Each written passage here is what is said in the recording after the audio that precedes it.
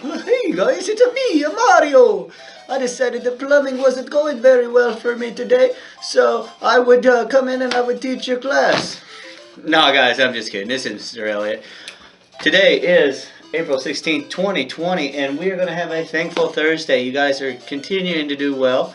Thank you so much for your effort. Thank you so much for doing all that you need to be doing and getting your work completed.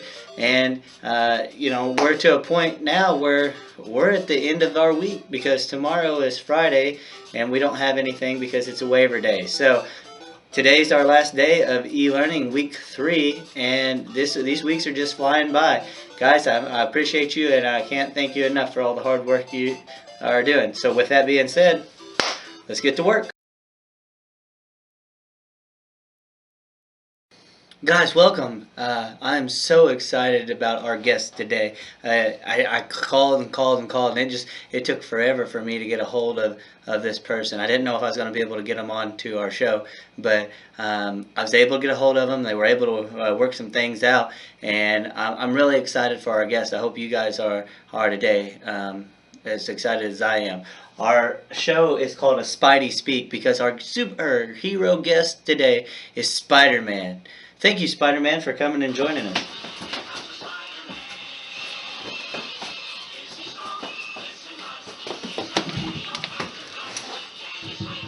Whoa! Sorry, guys. I was running a little bit late. I'm just trying to get here on time. Thanks for having me, Mr. Elliott. Spider-Man, I got a couple questions that I'd like you to answer. So, if you don't mind, here I'm going to ask you the questions. My first question is what is it like being a superhero? What's it like being a superhero? Being a superhero is amazing. I get to go out and fight crime, and I know that I'm doing the right thing and helping make life easier. But sometimes I go up against some bad guys, and they wear me out. But at the end of the result, I know what I'm doing is right. Question number 2. Now, Spider-Man, I know you have a busy schedule. Life's busy, but how do you balance your life and saving the world? How do I balance my life and saving the world? Well, I got to pick and choose my battles, but at the end, I know whatever I do is the right choice that I will make. I have to buckle down and do my schoolwork. I got to stay up on top of my grades. So, guys, make sure that you do that.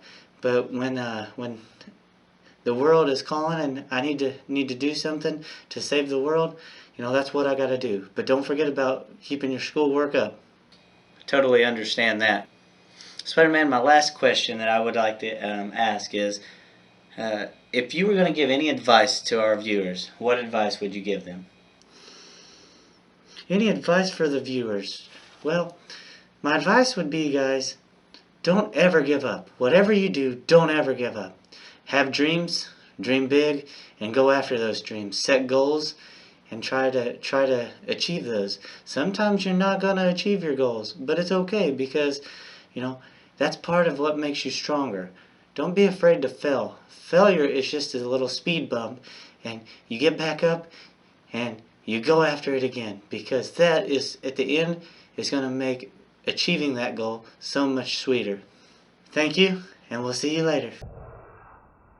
Thank you, Spider-Man, and I hope you have a wonderful day. Until next time, the Spidey Speak. We're out. Your homework for today.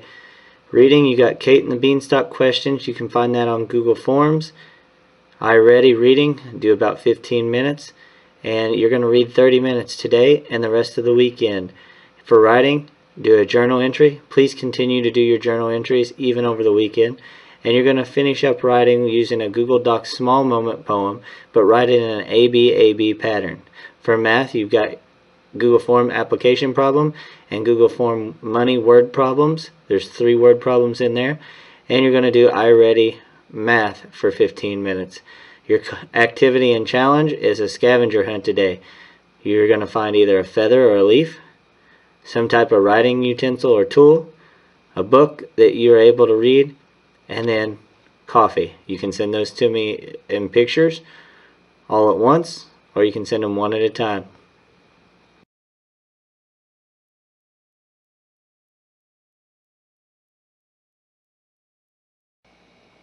Tuesday we read Jack and the Beanstalk, and we went over some characteristics from Jack and the Beanstalk. Yesterday we read Trust Me, Jack's Beanstalk Stinks, told by the giant, and you guys listen to that. So we're going to talk about some characteristics of the Jack and the Beanstalk. Trust Me, Jack's Beanstalk Stinks. And then after we get done, then we're going to read Kate and the Beanstalk today. So for characteristics, the characters in Trust Me, Jack's Beanstalk Stinks are Jack, Jack's wife, Jack's mom, the giant, and the giant's wife. The story pretty much takes place the entire time in the giant's house because it's told from the giant's point of view. How does Jack get to the giant? He, in this story, also climbs a beanstalk. Now, when Jack is in the giant's house, how does the giant respond? In Trust Me, Jack's Beanstalk Stinks, he just says fee, fi, fo, fum. In the story, what is the items taken from the giant? Jack steals a bag of gold, a goose, and a magic harp. And then how does the story end? The giant ends up falling and bumping his head. Jack and his mom get rich.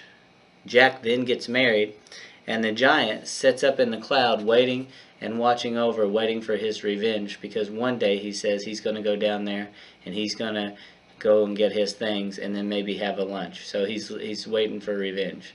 Now today we're going to read the story Kate and the Beanstalk. Now while I'm reading, I've got a few things that I want you to focus on, because you're going to have to answer questions at the end of the story. I want you to think about who are the characters. How does the one particular character get to the giant? What items are stolen or taken from the giant? Where does this story take place? The setting of the story. And then what's the conclusion? How does the story end? Those are a few things that you should be thinking about as you listen to me read this story, Kate and the Beanstalk. Long ago, a girl named Kate lived with her mother in a humble cottage. One day, after a hard winter, Kate's mother was in despair. "We are sure to die from hunger," she said, "unless we sell our only cow to get money for food." Kate was a plucky girl who loved to help. "Don't worry," she said, giving her mother a hug. "I'll take care of everything." And she set out for the market with their cow. On the way, Kate met a beggar holding a small sack. "Magic beans," the beggar said in a creaky voice. "How extraordinary," said Kate when she saw them, for the brown beans shone like dark gold. I don't think I can live without them." "They can be yours in exchange for your cow," said the beggar. Without another thought, Kate traded her cow for the beans and rushed home to give them to her mother. But to Kate's surprise, her poor mother was horrified. "Our only hope is gone," she cried. "Now we will surely starve." And she tossed the beans out the window. Hungry and forlorn, Kate went to bed. During the night, Kate couldn't sleep. She got up and crept into the moonlight garden. She gasped, for in the darkest corner a giant beanstalk rose in the sky. It rose higher and higher and higher still, till it disappeared behind the clouds. "Does it ever end?" whispered Kate. Without waiting for morning, Kate began climbing the beanstalk. She climbed and climbed and climbed, up and up and up. When Kate reached the top, the light was creeping into the gray sky. Through a misty haze she saw the most astonishing sight. Above the clouds was a countryside with fine woods, a crystal stream, a rolling sheep meadow, and a mighty castle. As Kate stared in wonder, an old woman hobbled out of the woods. "Hello," said Kate. "Is that your castle?" "No, my dear," the woman replied. "It once belonged to a noble knight and his fair wife. They had a small infant and many treasures, but one day a monstrous giant came to steal from them. He killed the good man and took over the castle." "How dreadful," said Kate. "Fortunately, the knight's wife and baby were visiting in the valley," said the old woman. "Afraid to return home, the grieving widow stayed below to raise her child. But alas, now they are very poor and close to starving." "That's sad," said Kate. "Sadder than you'll ever know, my dear," replied the old woman. She looked deeply into Kate's eyes. Perhaps you are the one to right the terrible wrongs that have occurred. Me? Said Kate. Are you afraid? I don't think so. I fear nothing when I'm doing right. How can I help? Said Kate. The knight had 3 precious treasures, a hen that lays golden eggs, a bag filled with golden coins, and a most wondrous harp in all the world, said the old woman. If you find these and return them to the knight's widow, then she and her child will not die from hunger. Kate took a deep breath. I shall try, she said. Kate bid farewell to the old woman, then strode across the sheep meadow. As she approached the castle, a giantess lunged into the early morning light. Help me! The huge woman roared. My husband makes me cook from the cock's crow to the owl's hoot. Whenever I hire servants, he gobbles them up. I'll be your servant, said Kate, but you must hide me from the giant. Kate helped the giantess make breakfast until the sun came up. When she heard the giant coming down the hall, she trembled with fear. His footsteps sounded like booms of cannons. Hide, whispered the giantess, and she pushed Kate into the closet. Perhaps peeking through the keyhole, Kate watched and listened. Fee, fi, fo, fummun!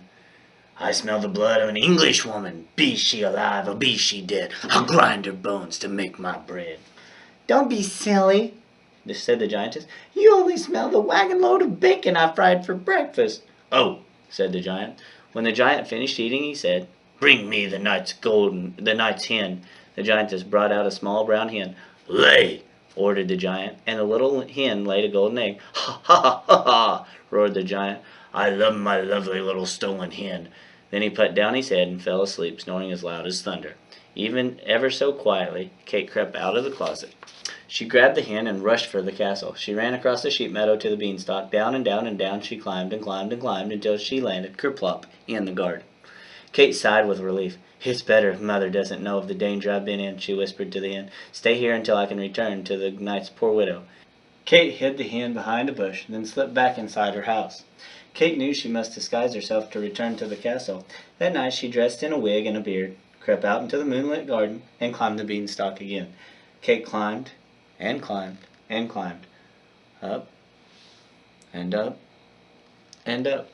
In the light before dawn, Kate crossed the sheep meadow and knocked on the castle door. When the giantess came out, she roared, Help me! I need a servant! The last one stole our hen and ran away! All happened as before. Kate helped the giantess make breakfast until the sun came up. When they heard the giant's booming footsteps and a bellowing voice, the giantess hid Kate in the closet. Fee, fi, fo, fummun! I smell the blood of an Englishwoman. Be she alive or be she dead, I'll grind her bones to make my bread. Calm down, said the giantess. You only smell the mountain of hash I made you for breakfast. Oh, said the giant. When the giant finished eating, he said, Bring me the knight's money bag.